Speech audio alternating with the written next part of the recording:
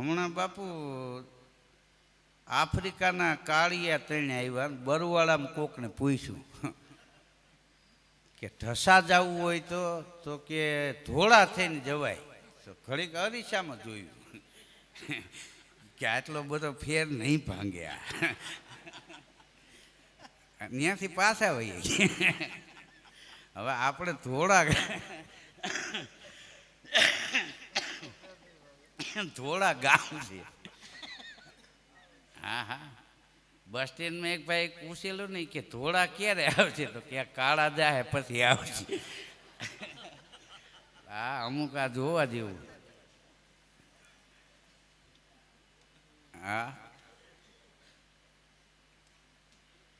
ભૂરિયા 35 વર્ષ પહેલા આવેલા, પછી ભારત આવ્યા તો એરપોર્ટમાં ઉતરીને ધૂળની ચપટી ભરીને બહાર નીકળીને હુંકી.